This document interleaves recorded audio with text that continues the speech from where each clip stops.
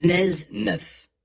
Dieu bénit Noé et ses fils et leur dit: Soyez féconds, multipliez-vous et remplissez la terre. Vous inspirerez désormais la crainte et la terreur à toutes les bêtes de la terre et à tous les oiseaux du ciel. Tous les animaux qui se meuvent sur la terre et tous les poissons de la mer sont livrés en votre pouvoir. Tout ce qui remue et qui vit vous servira de nourriture comme les légumes et les plantes. Je vous donne tout cela. Toutefois, vous ne mangerez pas de viande contenant encore sa vie, c'est-à-dire son sang. Quant à votre sang à vous, j'en demanderai compte pour votre vie. Quiconque le répandra, que ce soit un animal ou un être humain, je lui en demanderai compte. Je demanderai compte à chaque homme de la vie de son semblable. Qui verse le sang d'un humain par un humain aura son sang versé, car l'être humain a été fait en sorte d'être l'image de Dieu. Vous donc, soyez féconds, multipliez-vous et proliférez sur la terre, multipliez-vous. Dieu dit encore à Noé et à ses fils: Pour ma part, je vais établir mon alliance avec vous et avec vos descendants après vous, ainsi qu'avec tous les êtres vivants qui sont avec vous.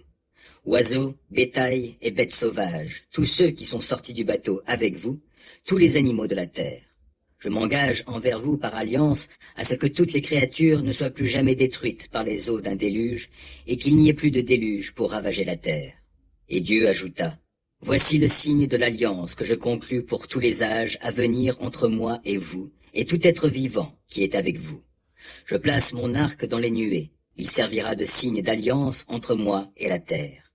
Quand j'amoncellerai des nuages au-dessus de la terre, l'arc apparaîtra dans la nuée. Alors je me souviendrai de mon alliance avec vous et avec tout être vivant, quel qu'il soit, et les eaux ne formeront plus de déluge pour détruire toutes les créatures.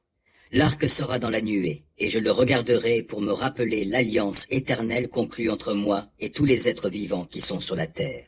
Dieu répéta à Noé: Tel est le signe de l'alliance que j'ai établie entre moi et toute créature qui vit sur la terre.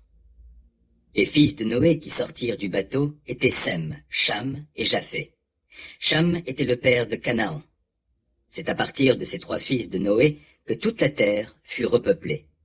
Noé se mit à cultiver la terre et y planta une vigne. Il en but le vin et s'enivra, de sorte qu'il se mit tout nu au milieu de sa tente. Cham, le père de Canaan, vit son père nu et sortit le raconter à ses deux frères. Alors Sem et Japheth prirent la tunique de Noé et la placèrent sur leurs épaules.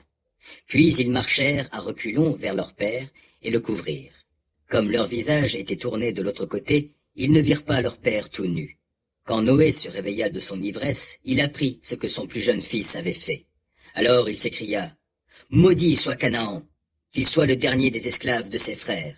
Puis il ajouta: Béni soit l'Éternel, le Dieu de Sem, et que Canaan de Sem soit l'esclave. Que Dieu étende le territoire de Japheth, qu'il habite dans les tentes de Sem, que Canaan soit leur esclave. Après le déluge, Noé vécut encore 350 ans. La durée totale de sa vie fut de 950 ans, puis il mourut.